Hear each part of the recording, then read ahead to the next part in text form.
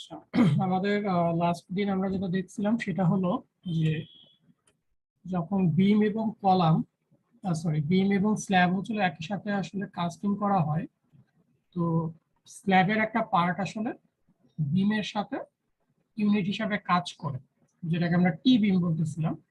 তো টি বিমের আমরা যেটা দেখছিলাম যে কিভাবে ক্যাপাসিটি বের করে, কিভাবে মোমেন্ট ক্যাপাসিটিটা বের করে। তো আজকে আমরা যেটা করব সেটারই একটা অ্যানালাইসিস পার্ট করব, যে আমাদের একটা বিমের কতটুকু রিইনফোর্সমেন্ট, কতটুকু ডেপথ সবকিছু দেওয়া আছে। আমাকে জাস্ট খালি মোমেন্টের ভ্যালুটা বের করতে হবে। জাস্ট এই জিনিসটা আমাকে করতে হবে। আমরা একটু ফার্স্টে একটা ম্যাথ করে তারপরে হচ্ছিল ডিজাইন প্রবলেমে যাব। এখন আমাদের এখানে কি কি বলা আছে দেখো। বলতেছে যে একটা monolithic floor slab and supporting beam আর শোন বিলো।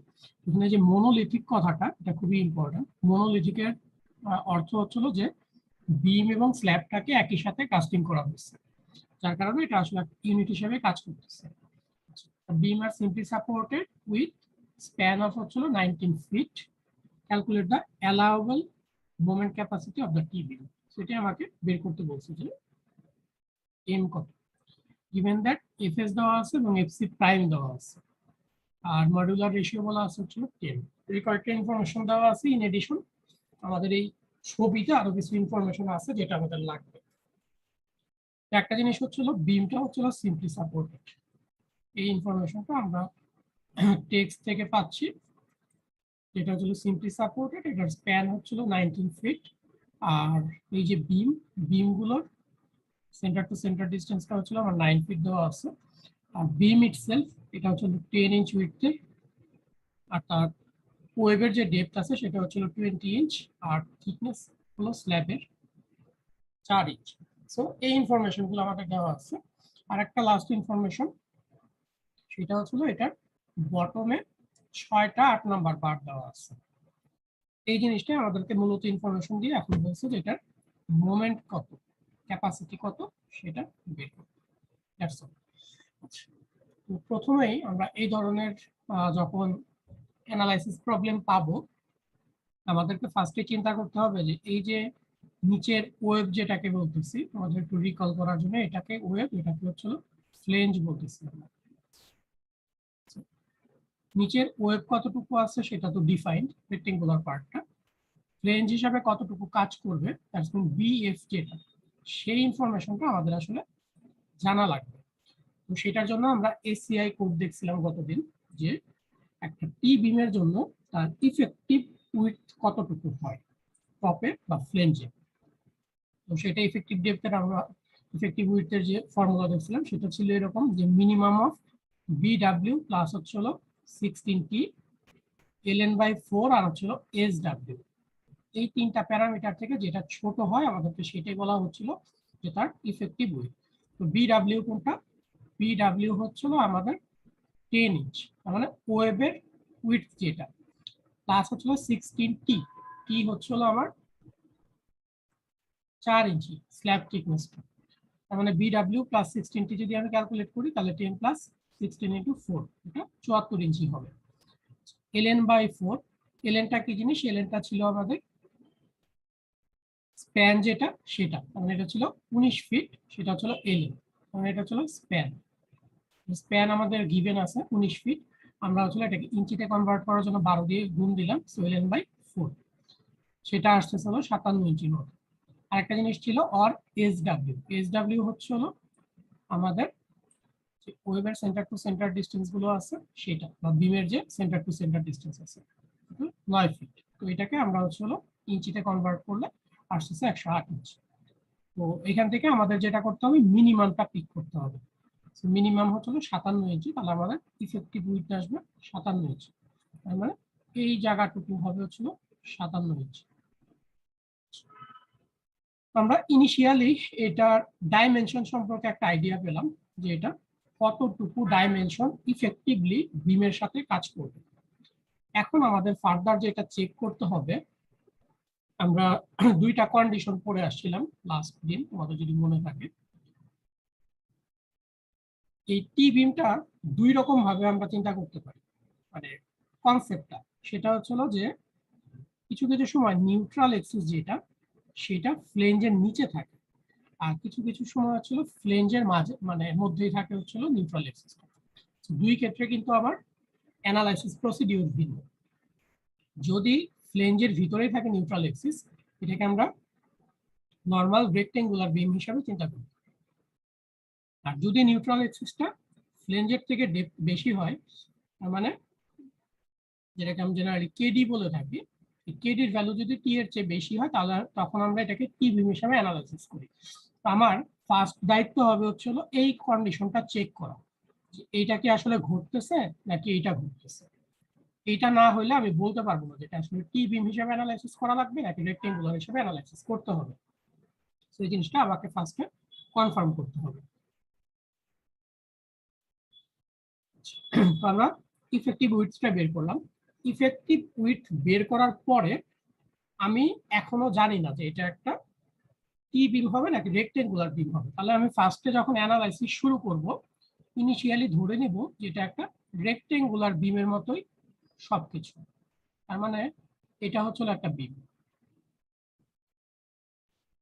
এই পুরোটা হচ্ছিল বিম যার উইডথ হচ্ছিল 57 ইঞ্চি আর ডেপথ হচ্ছিল এখানে 20 যোগ হচ্ছিল 4, টোটাল হচ্ছিল 24 ইঞ্চি। তার মানে এইরকম একটা রেক্টেঙ্গুলার বিম যদি আমার থাকে, আমি সেটার রেসপেক্টে আগে ক্যালকুলেট করবো যে এটা নিউট্রাল এক্সিস কোথায়। এটা হচ্ছে আমার মেইনলি কনসেপ্ট। তো আমরা যেগুলো আগে কাজ করে আসি রেক্টেঙ্গুলারের ক্ষেত্রে সেই জিনিসগুলাই করি, বাট কিছুটা চেঞ্জ আছে এখানে। আচ্ছা, ফার্স্টে হচ্ছিল যে আমাদের টেনশন রিইনফোর্সমেন্ট কতটুকু আছে সেটা বের করি। 6টা 8 নাম্বার বার ছিল। তো আমাদের এস হচ্ছিল 6 × 0.79, তার মানে অলমোস্ট 4.74 ইঞ্চি স্কোয়ার এই পরিমাণ আমরা রিইনফোর্সমেন্ট দিলাম।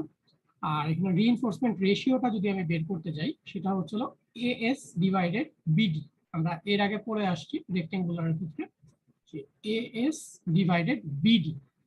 তো সেই ক্ষেত্রে বি যেহেতু আমাদের একটাই ছিল একটা রেক্টেঙ্গুলার সেকশনের জন্য, উপরে এবং নিচে কিন্তু উইডথ সমান, সো আমরা আর ওইভাবে আসলে বলি নাই যে এটা বি কি টপের বি নাকি বটমের বি।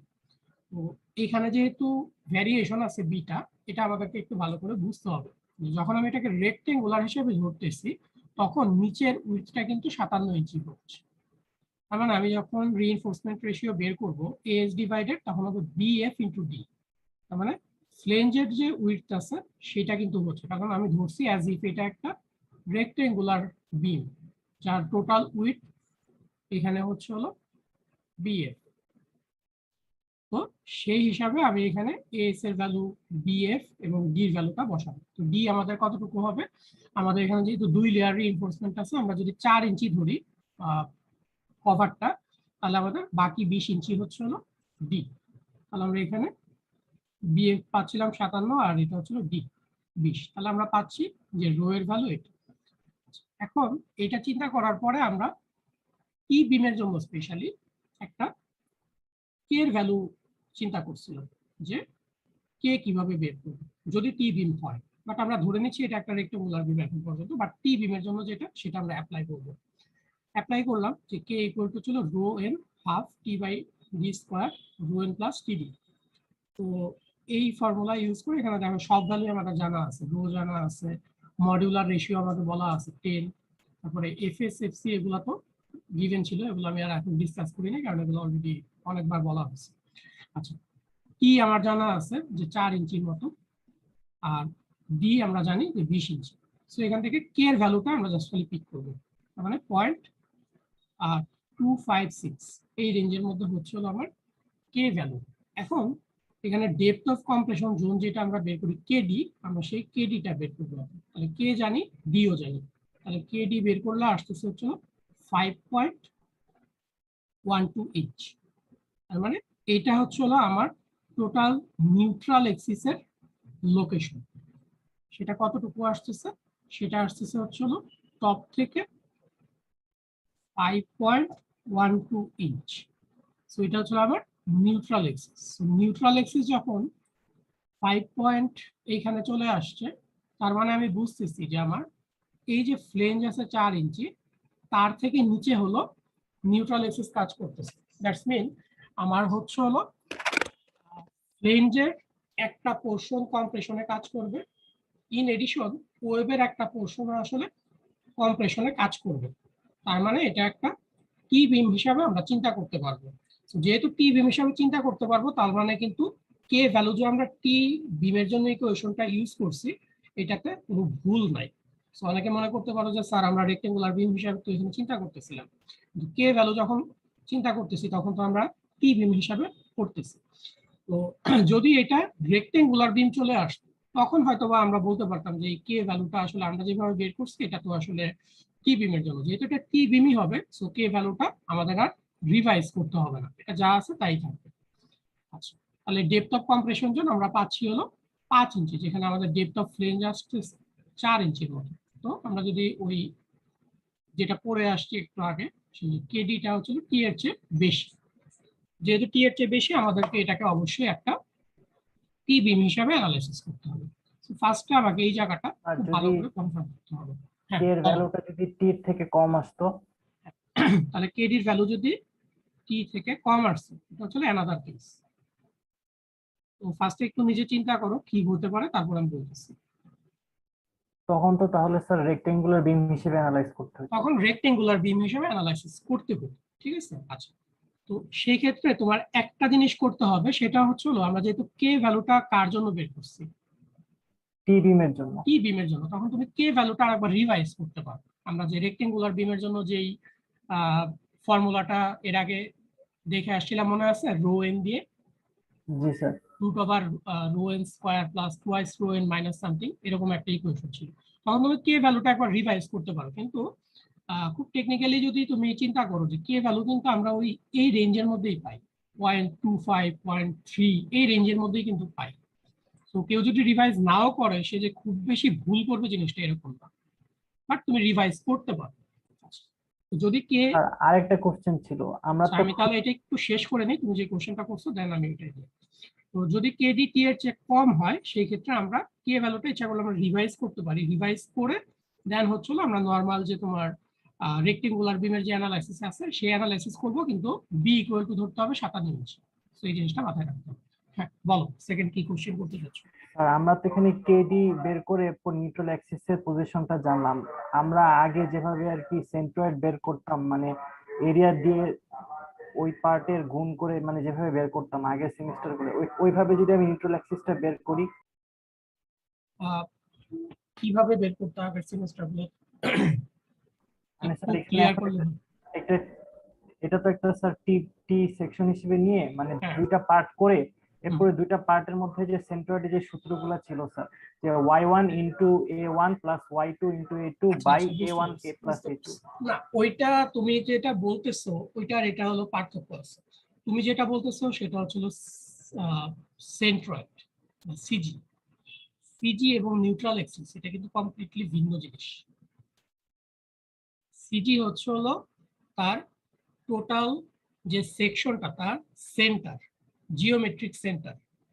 আর নিউট্রাল এক্সিস হচ্ছে হলো যে জায়গাটাতে কম্প্রেশন কাজ করে উপরে এবং নিচে কাজ করে টেনশন, যে পয়েন্টে টেনশন এবং কম্প্রেশন কিছুই কাজ করে না। দ্যাটস মিন আমাদের যদি কম্প্রেসিভ ফোর্স চিন্তা করি, এখানে হয়তো বা কম্প্রেসিভ ফোর্স কাজ করতেছে যেই পর্যন্ত বা যেই জায়গা পর্যন্ত কম্প্রেশন কাজ করে, নিচে হলো টেনশন কাজ করবে রিইনফোর্সমেন্ট, সেটা হচ্ছে হলো টেনশন, এগুলো হচ্ছে কম্প্রেশন। যেখানে কম্প্রেশন শেষ হয়ে যাবে সেটাকে আমরা বলছি নিউট্রাল এক্সিস, এটা জিওমেট্রিক সেন্টার না। এটা একটা ব্যাপার। আর একটা ব্যাপার হচ্ছে হলো তুমি যখন সিজি বের করো, তুমি ধরে নাও যে তোমার ফুল সেকশন অ্যাক্টিভ। আমরা কিন্তু এর আগেই দেখে আসছি যে আমাদের কিন্তু নিচের পার্টের কনক্রিট এখন কাজ করতেছে না। আমরা যখন ডিজাইন করি বা অ্যানালাইসিস করি, শুধু স্টিল কাজ করতেছে, তার মানে তোমার সেকশন কিন্তু মূলত এতটুকু, কনক্রিট সেকশন কিন্তু এতটুকু। আমরা এটা ক্র্যাক সেকশন নিয়ে আলোচনা করতেছি।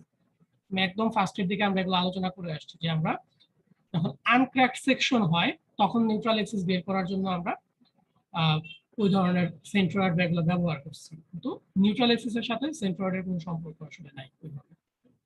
যেমন একটা রেক্টেঙ্গেলের ক্ষেত্রে, একটা রেক্টেঙ্গেল তো ইজি, এটা তো জেনারেলি হাফে হবে হচ্ছিল তার কি বলে এটাকে, সেন্ট্রয়েড, বাট নিউট্রাল অ্যাক্সিস তো সবসময় এখানে হবে না, ডিপেন্ড করে। নিউট্রাল অ্যাক্সিস এখানে হয় জেনারেলি উপরে, আর এটা কম্প্রেশন জোন যতটুকু সেটা হচ্ছে নিউট্রাল অ্যাক্সিস। সো এটা হচ্ছে নিউট্রাল অ্যাক্সিস। আর তুমি যদি ধরো ফুল সেকশনটা এখনো ইনট্যাক্ট অবস্থায় আছে, তখন এটা হবে সিজি। সিজি এবং এনএ বা নিউট্রাল অ্যাক্সিস কমপ্লিটলি ভিন্ন আইটেম, দুটাকে মিশানো যাবে। তো শর্টলি তোমার অ্যান্সারটা হচ্ছিল যে তোমরা আগে যেভাবে নিউট্রাল সেন্ট্রয়েড বের করছো, সো ওইভাবে নিউট্রাল অ্যাক্সিস বের করা যাবে না। ঠিক আছে, আচ্ছা। এখন আমাদের এতটুকু আমরা এনশিওর করতে পারলাম যে আমাদের এটাকে একটা টি বিম হিসাবে অ্যানালাইসিস করতে হবে, এটা একটা রেক্টেঙ্গুলার বিম হবে না। দেন আমরা মুভ করবো হচ্ছে না আমাদের টি বিমের যে ফর্মুলা গুলো আছে সেগুলো। আচ্ছা, আমি এখানে একটা জিনিস একটু ক্লিয়ার করে দেই, সেটা হচ্ছে যে আমি এখানে এই যে ডিস্ট্রিবিউশন বা এই ফোর্স ডায়াগ্রাম এগুলো এখানে ড্র করছি, এটা জাস্ট তোমাদেরকে বোঝানোর পারপাসে। সো পরীক্ষার সময় তোমাদের এই জিনিসটা না দিলেও কোনো সমস্যা নেই। পরীক্ষার সময় তুমি এই যে একটা ড্রয়িং করছো, এটার উপর বেস করে তুমি জাস্ট ইকুয়েশন গুলো দিয়ে সলভ করতে পারলেই হবে। এটা তোমার আঁকা লাগবে না, এটা আমি তোমাদের বোঝানোর জন্য জাস্ট এখানে রাখি আর কি। আচ্ছা, এখন আমরা যেটা করব যে আমাদের মোমেন্ট হচ্ছিল মেইনলি বের করতে হবে হচ্ছিল মোমেন্ট। তো মোমেন্ট বের করতে হলে আমাদের আরো কিছু প্যারামিটার লাগবে। প্যারামিটার একটা ছিল হচ্ছিল জেড।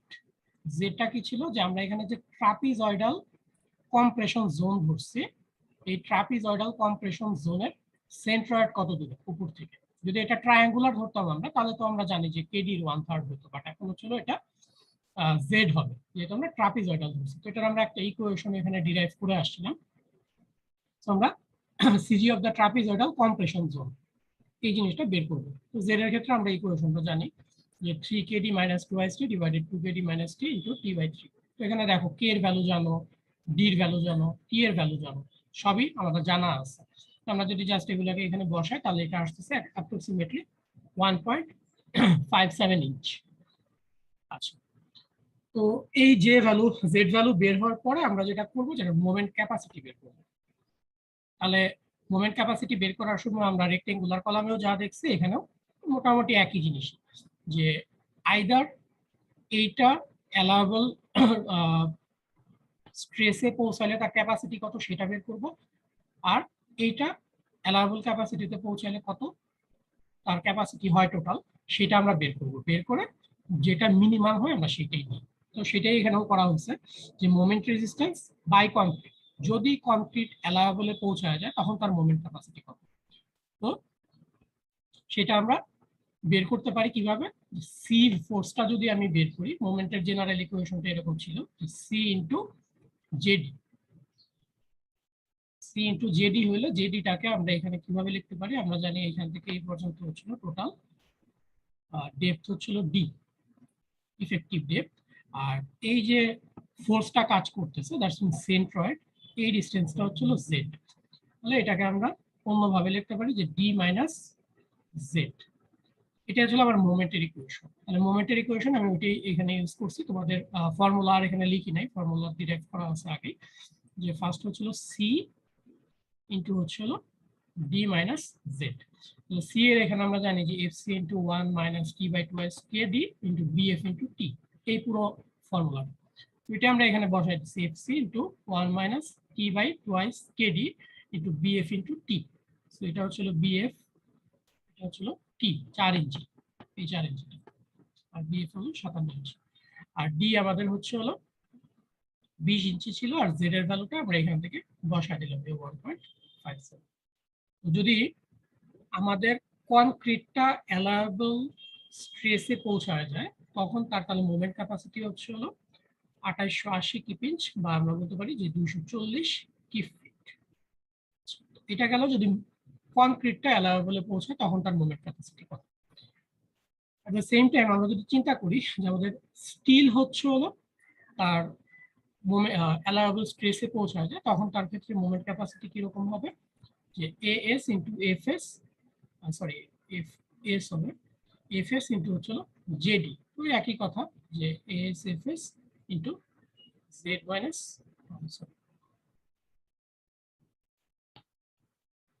D minus Z. তাহলে এটা হচ্ছে তার ফর্মুলা হবে।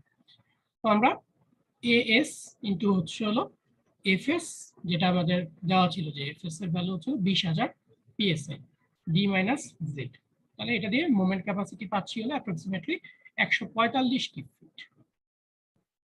তো যেহেতু কংক্রিট অ্যালাউবল স্ট্রেসে পৌঁছাইলে 240 কিউব ফিট নেয়, আর স্টিল যখন অ্যালাউবলে পৌঁছায় তখন 145 কিউব ফিট নেয়, আমরা যেই ইনসিডেন্টটা আগে ঘটবে সেটাকেই আসলে তার ক্যাপাসিটি বলবো। কারণ আমরা ধরে নিচ্ছি যে আমরা যখন ডাব্লিউএসডি মেথডে ডিজাইন করব, যে কোনো একটা ম্যাটেরিয়ালই যখন হচ্ছে অ্যালাউবলে পৌঁছায় যাবে এরপরে আমরা আর কনসিডার করবো না। তার মানে স্টিল হচ্ছে হলো 145 কিউব ফিট মোমেন্ট অ্যাপ্লাই করলেই অ্যালাউবলে পৌঁছায় যাবে। সো আমরা আলটিমেটলি বলবো যে allowable moment capacity of beam is controlled by the allowable steel stress, and in this case এটা হচ্ছে 145 কিউব ফিটের মতো।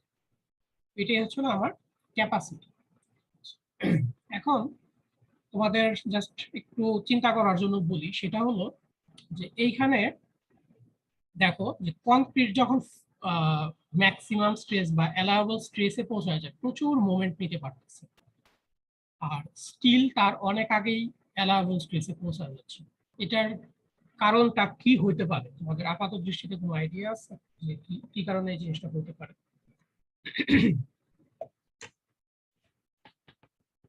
জাস্ট কি বিমটার দিকে তাকাইলে দেখো তো তুমি কিছু বুঝতে পারো কিনা কি কারণে হইতে পারে এটা।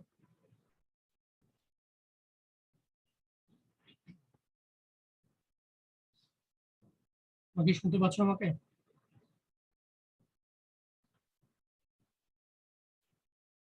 ইয়েস নো কিছু বলো, আদারওয়াইজ তো আমি কনফিউজ থাকি যে তুমি শুনতে পাচ্ছ। এখন আমার প্রশ্নটা হচ্ছিল যে এখানে যে স্টিল এটা আগে হচ্ছিল অ্যালাউবল স্ট্রেসে পৌঁছায় গেল, কিন্তু কংক্রিটটা অনেক বেশি মোমেন্ট নিচ্ছে, তার মানে অনেক পরে আসলে আলটিমেট বা কি বলবো অ্যালাউবল স্ট্রেসে পৌঁছাবে। কারণটা কি হতে পারে? আপাত দৃষ্টি থেকে কিছু বোঝা যায় এখান থেকে? দেখি এটার সেকশন বড় দেখে। সেকশন, হ্যাঁ সেকশন বড়, এটাই অ্যাপ্রোপ্রিয়েট অ্যান্সার। জিনিসটা হচ্ছে হলো যে এইখানে যখন তুমি মোমেন্ট অ্যাপ্লাই করতেছো, তুমি খুবই ছোট একটা পোর্শনের উপরে আসলে টেনশনটা প্রোভাইড করতেছো। স্কিলের এরিয়া অনেক ছোট। যদি আমরা তুলনা করতে যাই, সেই তুলনায় দেখো ফ্লেঞ্জের যে এরিয়াটা আছে, দ্যাটস মিন আমার পুরো ফ্লেঞ্জ এরিয়াটা এখানে হচ্ছিল কনক্রিটের জন্য কাজ করতেছে। সো কনক্রিটের স্ট্রেসের জন্য এরিয়াটা হচ্ছিল অনেক বড়। যদি আমি একই ফোর্স অ্যাপ্লাই করি, এখানে অনেক কম স্ট্রেস জেনারেট করবে। তার মানে তার মধ্যে স্ট্রেস যেটা জেনারেট করবে এটা অনেক ধীরে ধীরে করবে, যার কারণে কম প্রেশনে সে অনেক বেশি লোড নিতে পারতেছে। কিন্তু তার অনেক আগে হচ্ছিল স্টিল হচ্ছিল অ্যালাউবলে চলে যাচ্ছে। তার মানে আমাদের টি বিমের ক্ষেত্রে আমরা এখানে দেখতে পাচ্ছি যে স্টিলটা হচ্ছিল আগে অ্যালাউবলে পৌঁছে যাচ্ছে। তো এগুলো জাস্ট একটু চিন্তা করবো, তাহলে তোমার বুঝতে সুবিধা হবে। আচ্ছা, তো এটাই হচ্ছে আমাদের জন্য যদি অ্যানালাইসিস টাইপের প্রবলেম থাকে সেটা কি করে। তো এরপরে আমরা যেটা দেখবো ডিজাইন প্রবলেম। তো ডিজাইন প্রবলেমের ক্ষেত্রে আমাদের কোনো কিছুই দেওয়া থাকে না, জেনারেলি স্কিল, ডাইমেনশন এগুলো সবকিছু বের করতে হবে। তো আমি হলো আজকে ডিজাইন প্রবলেমে যাব না, আমার কিছু কথাবার্তা আছে যেগুলো আমি তোমাদের সাথে একটু শেয়ার করতে চাচ্ছি। সেগুলো হচ্ছে হলো আমরা যে এই পর্যন্ত ডিজাইন করতেছি, ডিজাইন করাটা সবাই মোটামুটি দেখতে পাচ্ছ যে আমরা ডিজাইন করতেছি, কিন্তু কিছু জিনিস আছে যেটা আমাদের একটু আলাদাভাবে মনে হয় ডিসকাস করা দরকার। সেটা হলো যে একটা বিমের ক্ষেত্রে, সে ধরো একটা কন্টিনিউয়াস বিম, আমি ধরলাম যে এরকম একটা কন্টিনিউয়াস বিম বা ওভারহ্যাঙ্গিং বিম কিছু একটা ধরলাম। এটার ক্ষেত্রে আমরা মোমেন্ট ক্যাপাসিটি যখন বের করা যায়, বা ডিজাইনের ক্ষেত্রে আমি মেইনলি বলতে চাচ্ছি, সেটা হলো এটার বেন্ডিং মোমেন্ট ডায়াগ্রাম কেমন হবে সবাই কি জানো? এটার উপরে যদি আমি এরকম একটা লোড অ্যাপ্লাই করি,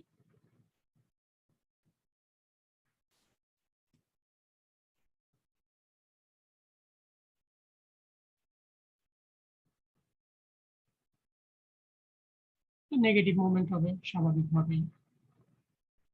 তারপরে এটা একটা নেগেটিভ মোমেন্ট হবে, আর তারপরে হচ্ছে হলো এরকম কিছু একটা হবে, জিরো হয়ে যাবে। তো আমার আসলে যেটা বলার উদ্দেশ্য সেটা হলো, আমরা যখন মোমেন্টের জন্য ডিজাইন করি আমরা দুই ধরনের মোমেন্ট পাই। একটা হচ্ছে হলো পজিটিভ মোমেন্ট, একটা হচ্ছে হলো নেগেটিভ মোমেন্ট। সো এটা নেগেটিভ মোমেন্ট। এখন আমি যদি এটাকে এ বলি পয়েন্ট, এটাকে ধরো বি বললাম মিড পয়েন্টটাকে, আর এটাকে সি পয়েন্ট বললাম, এটাকে ডি বললাম, আপাতত এই চারটা পয়েন্ট।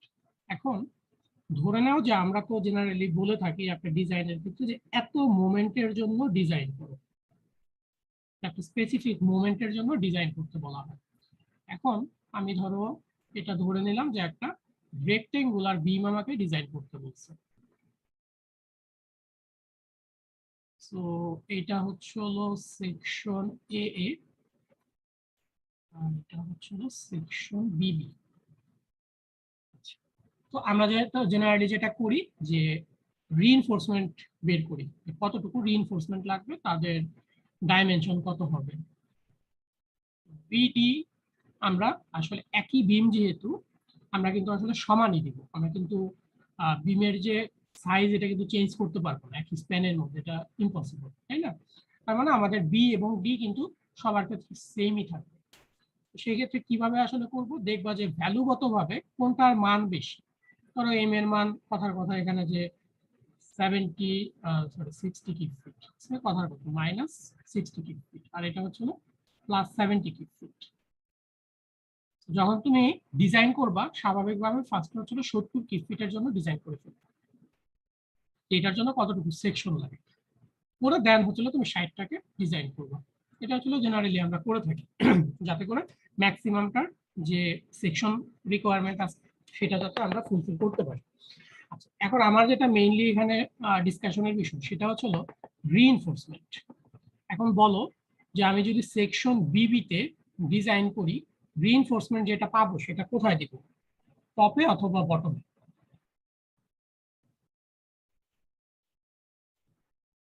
তোমাদের একটু রেসপন্স প্রয়োজন।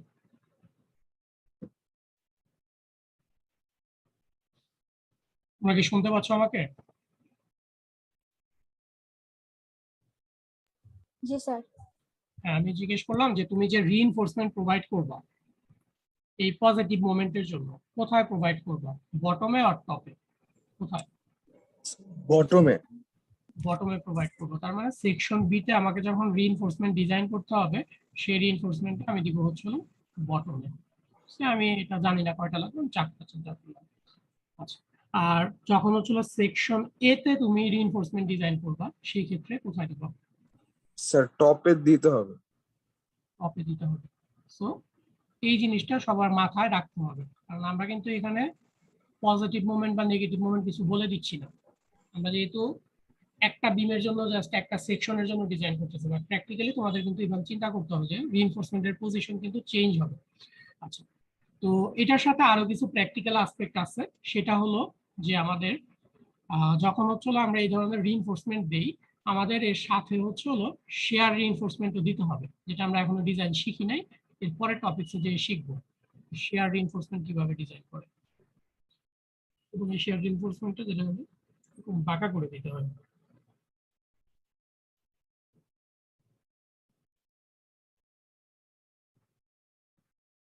আচ্ছা, এখন প্রশ্ন আসতে পারে যে এই যে রিইনফোর্সমেন্ট নিচে চারটা আছে উপরে তো কিছু নাই, এটা কিভাবে ধরে রাখবে?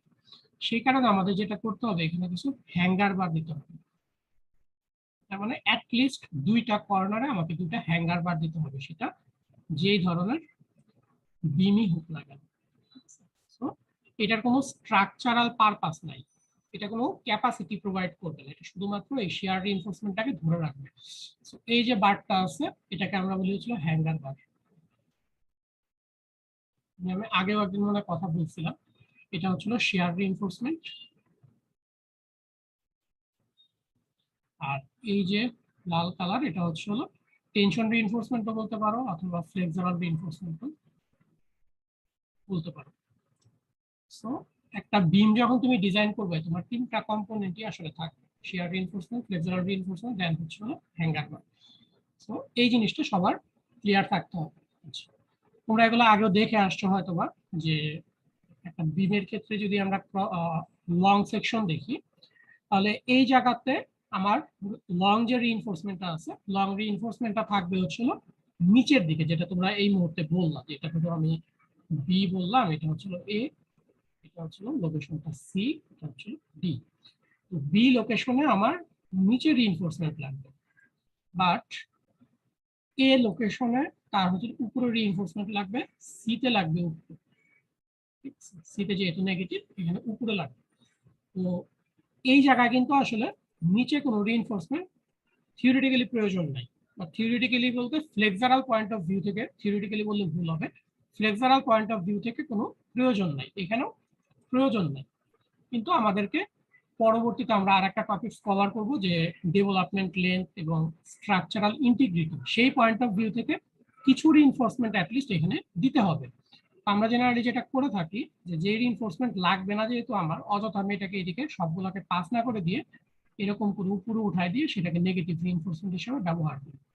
একইভাবে এখানে নেগেটিভ রিইনফোর্সমেন্ট হিসেবে ব্যবহার করা যায়। ঠিক আছে, সো এরকম অ্যাকচুয়ালি হবে। আর কিছু রিইনফোর্সমেন্ট আছে যেটা আসলে এখানে কন্টিনিউ করতে হবে, কিছু রিইনফোর্সমেন্ট। ঠিক আছে, এই জিনিসগুলো তোমরা আসলে যখন সেশনাল করবা, তোমাদেরকে ফুল একটা বিম কিভাবে ডিজাইন করতে হয় ওই জিনিসগুলো শেখাবে। আমি এখানে যেটা শেখানোর চেষ্টা করতেছি সেটা হচ্ছে পার্টিকুলার একটা সেকশনে তুমি কিভাবে ডিজাইন করবে। তার মানে এটা হচ্ছে তোমার কি বলবো, বিল্ডিং ব্লক আর কি। এই ব্লকের পরে তুমি ধীরে ধীরে আর কি ফুল ডিজাইনে যাবা, যখন তুমি সেশনাল করবা। বিল্ডিং ডিজাইনের একটা সেশনাল আছে তোমাদের, যেখানে হচ্ছে তোমরা ফুল বিল্ডিং, 6 তলার একটা বিল্ডিং এর বিম কলাম সব ডিজাইন করবে। আচ্ছা, এখন আমি যে জন্য এই কথাটা বললাম, তোমাদের যেমন পরীক্ষার সময় আমি যদি বলে দিই যে আমি একটা বিম দিয়ে দিলাম, এরকম এরকম একটা বেন্ডিং মোমেন্ট ডায়াগ্রাম দিয়ে দিলাম, আমি বলে দিলাম যে M equal to 70 kip feet, এটা হচ্ছিল এত কিপ ফিট। এখন আমি বললাম যে তুমি বি সেকশনের জন্য ডিজাইন করো, তাহলে কি পারবা না পারবা না? তোমাকে হয়তো বা অত বেন্ডিং মোমেন্ট ডায়াগ্রাম এগুলো ক্যালকুলেট করে খুব ইজিলি পারবা এরকম কিছুই দিব, খুব কমপ্লিকেটেড তুমি হাতে সলিউশন করতে পারবা না ওরকম কিছু অবশ্যই দিব না।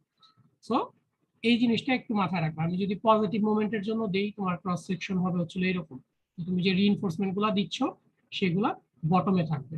আমি যদি বলি যে হ্যাঁ এই জায়গার জন্য তুমি ডিজাইন করো, তখন কিন্তু তোমাকে এরকম একটা ক্রস সেকশন দিতে হবে, যে উপরে হবে ফ্লেক্সুরাল রিইনফোর্সমেন্ট। তুমি সব ক্যালকুলেশন ঠিক আছে, বাট এখানে ভুল করলাম, সো সেই ক্ষেত্রে তোমার মার্কস কিছুটা কাটা যাবে, যেহেতু তুমি লোকেশনে ঠিক মতো বসাইতে পারবে। সেই জিনিসগুলো আমি একটু এই জন্য বলে দিলাম। আচ্ছা, আর একটা জিনিস হলো, বিম ডিজাইনের ক্ষেত্রে আমাদের দুই ধরনের প্রবলেম থাকে।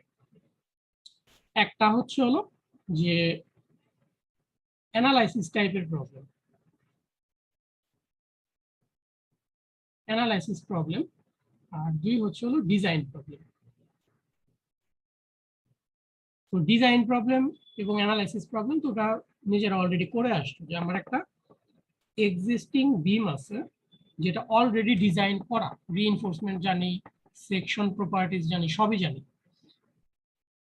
আমাদের কাজ হয় হচ্ছে হলো জাস্ট খালি মোমেন্ট ক্যাপাসিটি বের করা। মোমেন্ট ক্যাপাসিটি কত আসবে সেটাকে আমরা বের করতেছি, এটা এক ধরনের প্রবলেম থাকে, ম্যাথমেটিক্যাল প্রবলেম যেমন আমরা চিন্তা করি। আর এই ক্ষেত্রে আমাদের যেটা করতে হয় ডিজাইন প্রবলেম, যে একটা মোমেন্ট দেওয়া আছে, যে এই মোমেন্টের জন্য আমার এই জায়গাটা একটা সেকশন ডিজাইন করতে হবে। সেই ক্ষেত্রে আমাদের যেটা করতে হয়, একটা হচ্ছে হলো যে তার সেকশন কতটুকু লাগবে, that's mean B, D, H যাই বলো না কেন, ইফেক্টিভ ডেপথ বা টোটাল হাইট, সেকশন প্লাস হচ্ছে হলো রিইনফোর্সমেন্ট, এই দুইটা জিনিস হচ্ছে না আমাদেরকে ডিজাইন করতে হবে। তো এটা হচ্ছে আর এক টাইপের প্রবলেম, যে ডিজাইন প্রবলেম। এই অ্যানালাইসিস প্রবলেমের একটা এক্সটেন্ডেড পার্ট এরকম হতে পারে এডিকুয়েসি চেক।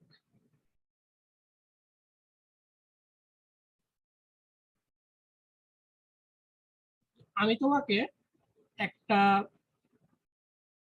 বিম সেকশন দিয়ে দিলাম এবং বললাম যে একটা নির্দিষ্ট মোমেন্টের জন্য এটা এডিকুয়েট কিনা, তাহলে কিভাবে করব?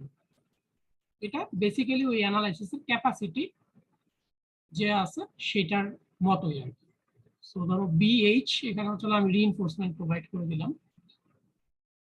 এখন আমি বললাম যে আমার যে ডেড লোড আছে, লাইভ লোড আছে, সেটার থেকে তার ডিমান্ড হচ্ছে হলো তার ডিজাইন মোমেন্ট প্রয়োজন হচ্ছিল ধরো 70 কি ফিট, যেটা আমি একটু আগে এক্সাম্পল দিলাম, যে 70 কি ফিট পরিমাণ মোমেন্ট আমার এই সেকশনটার উপর আসবে, সেটা আমি জানি।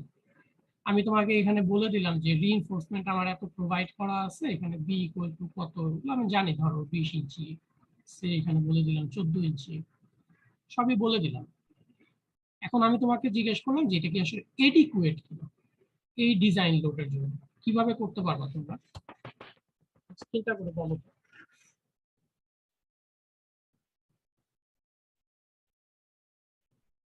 সো এডিকুয়েট কিনা কিভাবে বুঝবো যে একটা সেকশন কি আসলে এডিকুয়েট কিনা একটা ডিজাইন লোডের জন্য? কারণ তোমরা যারা এখন হচ্ছে ইঞ্জিনিয়ার হচ্ছ, সো প্র্যাকটিক্যালি যে দেখবা যে একজন ডিজাইন করবে ইঞ্জিনিয়ার, আরো কয়েকজন হয়তো চেক করবে। চেকটা কিভাবে করবে যে একটা তুমি ধরো কোনো একটা পজিশনে আছো যে তোমার কাজ ডিজাইন করা না, কেউ হচ্ছিল ডিজাইন করে দিয়ে নিয়ে আসবে, তুমি হচ্ছিল সিগনেচার করে দিবে। তো তোমাকে ফার্স্টে একটা রাফ এন্ড টাফ ক্যালকুলেশন করতে হবে যে কিভাবে আমি এটাকে এডিকুয়েট বলবো, যে এটা কি ঠিক আছে কিনা, চেকটা কিভাবে করবো, সেই জিনিসটা আমি বলতে চাচ্ছি। ডিজাইনের প্যারামিটার গুলো দিয়ে আমি চেক করব যে তার হাইয়েস্ট মোমেন্ট ক্যাপাসিটিটা কত। হাইয়েস্ট মোমেন্ট ক্যাপাসিটি কতগুলো? আচ্ছা, আমরা যখনই ডিজাইন করি, ডিজাইন করার ক্ষেত্রে আমাদের ফিলোসফিটা কি, যে ক্যাপাসিটি, আমি মোমেন্ট না বলি, আমি জেনারেল ডিজাইনের এটা বলি, যে ক্যাপাসিটি যেটা হবে যে কোনো একটা সেকশন বা বিল্ডিং যাই বলো, এটাকে অবশ্যই বড় হতে হবে, অ্যাটলিস্ট সমান হতে হবে ডিমান্ডের থেকে। এটা হচ্ছে না আমাদের জেনারেল ডিজাইন ফিলোসফি। আমরা যে কোনো স্ট্রাকচার বলো, যে কোনো একটা ইন্ডিভিজুয়াল মেম্বার বলো, এমন ভাবে ডিজাইন করবো তার ক্যাপাসিটি হলো ডিমান্ড থেকে বেশি হতে হবে। তার মানে তুমি এখানে ডিমান্ড জানো যে তার 70 কি ফিট ডিমান্ড, এটা হচ্ছে এম ডিমান্ড, আর তুমি অ্যানালাইসিস করে তার এম ক্যাপাসিটি পাচ্ছ যে তার মোমেন্ট ক্যাপাসিটি কত। তার মানে তোমাকে মোমেন্ট ক্যাপাসিটি বের করতে হবে ফার্স্টে অ্যানালাইসিস করে, এবং এটাকে অবশ্যই বড় হতে হবে, কারণ এম ডিমান্ডের চেয়ে বড় হতে হবে। যদি এই কন্ডিশনটা ফুলফিল করে, দেন তুমি বলতে পারবা যে আমার সেকশনটা এডিকুয়েট, এবং এটা আমরা ওকে বলতে পারবো। যদি এম ক্যাপাসিটি ইকুয়াল হইলেও তুমি এডিকুয়েট বলতে পারবা। সো এম ক্যাপাসিটি যদি লেস দেন হয় এম ডিমান্ড, সো এই কন্ডিশন যদি হয় তাহলে আমরা বলবো নট এডিকুয়েট।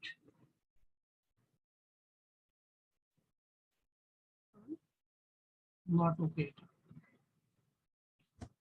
এই জিনিসটা মাথায় রাখবো যে ক্যাপাসিটি এবং ডিমান্ড এটাকে অবশ্যই কম্পেয়ার করতে হবে। সো যদি ক্যাপাসিটি এবং ডিমান্ডের রেশিও একের চেয়ে বেশি থাকে তাহলে তুমি এখানে সেফ আছো, আর যদি ক্যাপাসিটি কম থাকে, মানে ক্যাপাসিটি ডিভাইডেড ডিমান্ড হচ্ছে হলো একের চেয়ে কম হয়, সেক্ষেত্রে তুমি বুঝবা যে তুমি আসলে সেফ ডিজাইন করো নাই, তোমার এটা ডিজাইন ভুল আছে অথবা তোমার অ্যাপ্রোপ্রিয়েট ডিজাইন হয়নি, তখন তুমি আবার রিভাইজ করতে হবে তোমার ডিজাইনটা। এটাই হচ্ছে জেনারেল ট্রেন্ড। সো তোমাদের পরীক্ষায় যদি এডিকুয়েসি চেক দেওয়া হয়, তোমাদের কিছুই করতে হবে না, তোমরা এরকম অ্যানালাইসিস করে এম ক্যাপাসিটিটা বের করবা, আর এম ডিমান্ড তোমাদেরকে অবশ্যই দেওয়া থাকবে, আদারওয়াইজ তুমি এডিকুয়েসি চেক করতে পারবা না। ঠিক আছে? সো এম ডিমান্ডটা কই থেকে আসবে? এম ডিমান্ডটা আসবে হচ্ছে না, এই যে আমরা একটু আগে একটা বেন্ডিং মোমেন্ট ডায়াগ্রাম আসবে, এই যে এম এম এগুলাই হচ্ছিল এম ডিমান্ড, যে লোড থেকে যা আসতেছে সেটাই হচ্ছিল এম ডিমান্ড। তো ডিজাইনে কিন্তু আমরা ওই জিনিসটাই করি, যে এম ডিমান্ডটা বের করে সেই মোমেন্ট ক্যাপাসিটিটাকে অ্যাচিভ করার জন্য কতটুকু রিইনফোর্সমেন্ট দিতে হয়। তার মানে আমরা কন্ডিশনটা ধরি এরকম যে M capacity equal to M demand. তো M capacity equal to M demand ধরে কিন্তু আমরা ডিজাইন করি। ডিজাইনের ক্ষেত্রে কিন্তু এটা আমরা ইন্টেনশনালি ব্যবহার করি, বাট হয়তো আমরা ওইভাবে আসলে চিন্তা করি না কখনো, যে ডিজাইনের তো জাস্ট একটা মোমেন্ট দিয়ে করে ফেলতেছি, বাট এই মোমেন্টটা কিন্তু এম ডিমান্ড। সো তোমার এই বেন্ডিং মোমেন্ট ডায়াগ্রাম থেকে যা আসবে সেটা হচ্ছে তোমার এম ডিমান্ড। ডিজাইনের ক্ষেত্রে আমরা এটাকেই সরাসরি ব্যবহার করে এটাকে আমরা তখন বলতেছি কি ডিজাইন মোমেন্ট। এটাকে জেনারেলি আমরা আমাদের টেকনিক্যাল ভাষায় বলি ডিজাইন মোমেন্ট। বেসিক্যালি জিনিসটা হচ্ছে এম ডিমান্ড, যে কতটুকু ডিমান্ড আছে এটা। তো এই ডিজাইন মোমেন্টটা আমরা বের করে নিয়ে দেন হচ্ছে আমরা ডিজাইন করি, যেটা আমরা ডিজাইন টাইপের প্রবলেমে করে আসছি এর আগে। তো সবাই মোটামুটি অ্যাজ এ ম্যাথ সবকিছু করতে পারবো, কিন্তু এই কনসেপ্ট গুলো যাতে ক্লিয়ার থাকে, তাহলে যে কোনো টাইপের ম্যাথ আসলে তুমি পারবা। তো আমি আজকে এখানে দুইটা জিনিস মূলত আলোচনা করলাম, সেটা হচ্ছে যে আমাদের বেন্ডিং মোমেন্ট ডায়াগ্রাম যদি দেওয়া থাকে কোনো সময়, বা তোমরা যদি একে করতে পারো, তোমরা যে জায়গা বা যে লোকেশনের জন্য বলা হবে সেই লোকেশনের মোমেন্ট ভ্যালু দিয়ে ডিজাইন করবা। এটা হচ্ছে একটা জিনিস, যেখানে মোমেন্ট ভ্যালু দিয়ে তোমরা ডিজাইন করবে। আর একটা জিনিস হচ্ছে অনেক সময় দেখা যাবে যে অ্যানালাইসিস প্রবলেমে আমরা এই পর্যন্ত যা করে আসছি ক্যাপাসিটি চেক করে আসছি, অনেক সময় এটাকে একটু এক্সটেন্ড করে বলা হয় যে এডিকুয়েসি চেক করো। মানে তোমার ক্যাপাসিটি বের করা পর্যন্ত ইটসেলফ ঠিক আছে, বাট তোমাকে পাশাপাশি হয়তো এম ডিমান্ড আইদার দেওয়া থাকতে পারে, অথবা তোমার এরকম লোড দেওয়া থাকে, তুমি বেন্ডিং মোমেন্ট ডায়াগ্রাম ড্র করে দেন হচ্ছে পিক করবো যে এম ডিমান্ড ওই লোকেশনে, এতটুকু কম্পেয়ার করলে তোমার হচ্ছে হয়ে যাবে। তার মানে এখানে ম্যাথ কিন্তু তোমার বাড়তেছে না, জাস্ট একটা বেন্ডিং মোমেন্ট ডায়াগ্রাম ড্র করতে হবে, অথবা দেওয়া থাকবে সেটার সাথে জাস্ট চেক করবো এতটুকু। তো আরসিসির অঙ্ক কিন্তু এইভাবে আসতে পারে, তো এটার জন্য তোমরা নিজেরা প্রিপেয়ার থাকবে। আচ্ছা, আজকে যা যা দেখানো হইলো এর মধ্যে কি কোনো কনফিউশন আছে কারণ? স্যার আগের ক্লাসে একটা ছোট্ট একটা প্রশ্ন ছিল স্যার। হ্যাঁ, বলো।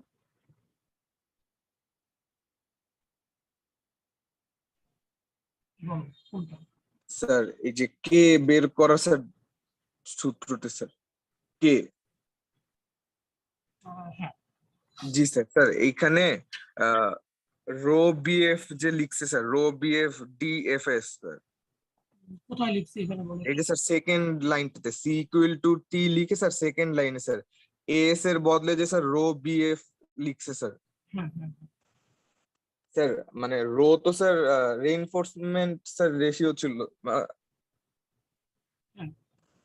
মানে স্যার এএস বাই বিডি ছিল স্যার রেক্টাঙ্গুলার ক্রস সেকশনের জন্য স্যার রো ইকুয়াল টু, কিন্তু এইখানে তো আমার রেক্টাঙ্গুলার না স্যার, এটা তো আমার টি শেপ স্যার। তো এইখানে বিএফ ইন্টু ডি যখন করতেছে তখন তো স্যার পুরাটাকে একটা রেক্টাঙ্গুলার বুঝাতেছে না স্যার। হ্যাঁ, পুরোটাকে রেক্টেঙ্গুলার বোঝাচ্ছি। তো পুরোটাকে রেক্টেঙ্গুলার হিসেবে ধরে আমরা তো টেনসাইল রিইনফোর্সমেন্ট যখন বের করতেছি, আমরা যখন rho equal to AS by BD বলি, ঠিক আছে, এই বিডিটা আসলে কি জিনিস? এটা হচ্ছে কম্প্রেশনের width, width of compression zone, ঠিক আছে।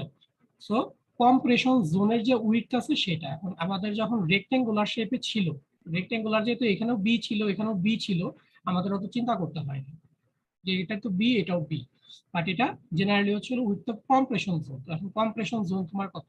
বিএফ না, সেই কারণে এটা সরাসরি বিএফ থাকতেছে। মানে বিটা হচ্ছিল যে নিচের উইথ সেটা, এটা বরাবরই হচ্ছিল কম্প্রেশন জোনের যে উইথ আছে সেইটাই আমরা আসলে ভাগ দিই, বাট আমরা রেক্টেঙ্গুলারের ক্ষেত্রে যেহেতু উপরে এবং নিচে বি সেম, আমরা আসলে ওইভাবে আসলে আর আইডেন্টিফাই করি না যেটা আসলে কোন বি। জেনারেলি আমরা ডিফাইন করি রো ইকুয়াল টু হচ্ছিল এএস বাই বি, আর এই বিটা হচ্ছিল কম্প্রেশন জোনের উইথ, এটা টেনশন জোনের উইথ না, এই কারণে এখানে হচ্ছিল সরাসরি বিএফ চলে আসছে, ঠিক আছে। কিন্তু স্যার এইখানে তো নিউট্রাল এক্সিসটা স্যার আমার এই নিচে স্যার, ফ্লেঞ্জের ডেপথের নিচে স্যার। হ্যাঁ হ্যাঁ তো আমরা ওই যে স্যার বলছিলেন যে পুরাটাকে যে রেক্টাঙ্গল ধরবো স্যার, ওইটা তো স্যার নিউট্রাল মানে এক্সিস যদি ফ্লেঞ্জের ডেপথের মাঝে থাকে তাইলেই ধরবো না স্যার?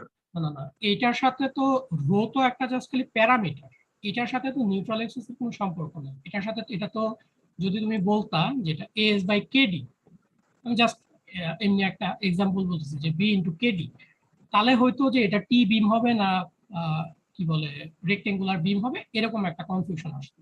এটা তো নিউট্রাল এক্সিসের ডিসটেন্স না, এটা হচ্ছে তার খালি ইফেক্টিভ ডেপথটা, B into effective depth. B হচ্ছে কম্প্রেশন জোনের উইথ, আর ডিটা হচ্ছে টোটাল ইফেক্টিভ উইথ। এটা জাস্ট একটা প্যারামিটার ডিফাইন করা হয়েছে, জেনারেলাইজড প্যারামিটার, এটার সাথে নিউট্রাল এক্সিসের কোনো সম্পর্ক নাই, ঠিক আছে।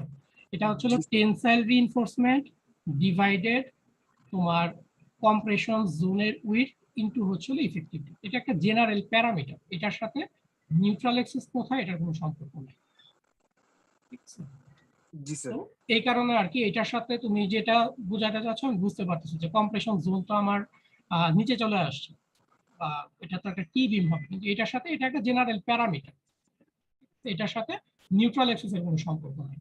যার কারণে এখানে আমরা বিটাকে একদম ফার্স্ট থেকে এটার বাই ডেফিনেশন যে width of the compression zone, এই কারণে এইভাবে ব্যবহার করেছি। আচ্ছা, তোমাদের অ্যাটেন্ডেন্স শিটটা আমি দিয়ে দিছি, যারা হচ্ছে হলো অ্যাটেন্ডেন্স দেওয়া নাই এখন তারা দিয়ে দাও। আমার হচ্ছে 11:20 থেকে আর একটা ক্লাস আছে, আমি তাহলে সেশনটা ক্লোজ করে দিচ্ছি।